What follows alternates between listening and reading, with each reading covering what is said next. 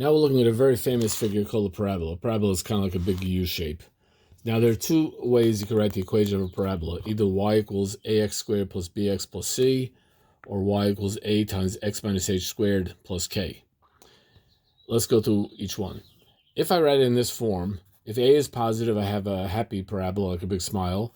And if a is negative, I have a frowny parabola. The axis of symmetry, that's the that will be the vertical line, x equals negative b over 2a, whatever those numbers are. And the vertex of the parabola would be negative b over 2a, comma b y of, meaning I take negative b over 2a, I get some number, then I take that number and I plug it into the function, to the y function. Now, if I write the parabola in this way, now this a and that a would be the same thing. If the a is positive, I get a happy parabola. If it's negative, I get a sad parabola. The axis of symmetry, that's just going to be x equals h, whatever that number is there. And the vertex is going to be h comma k. In fact, this here is the advantage of writing a parabola in this form. Because when a parabola is written in this form, you just have the vertex like immediately. Anyway, I'm going to do a couple of examples. So, because the a, which is negative 1, is less than 0, it's a frowny parabola.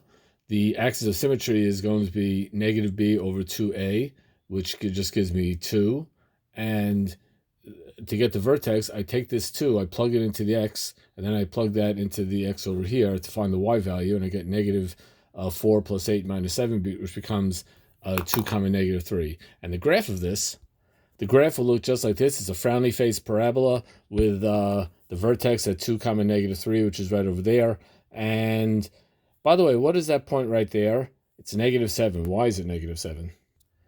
I'll tell you why. Because if I stick 0, that's how I get the y-intercept. 0 plus 0 minus 7. So the y-intercept is negative 7.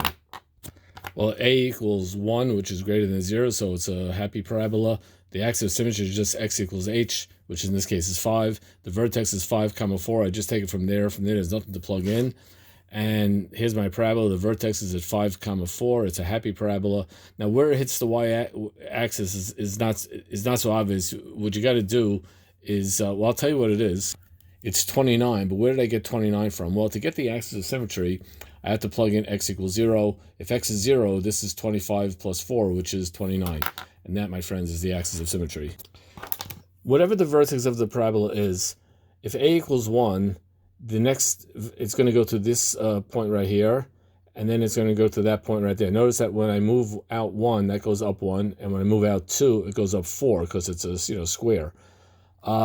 If I would let a equal 2, for example, if a equals 2, then these lengths get doubled. This 1 up becomes 2. That distance of 4 becomes 8. The 0 is just 0. And that's kind of what happens. If a would equal 1/2, everything would become a half.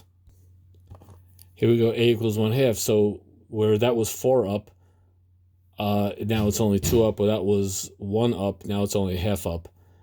So when I go out 1, if a is 1, I go up 1. If a is 2, I go up 2. If a is a half, I go up a half. When I go out 2, when a is 1, I go up 4.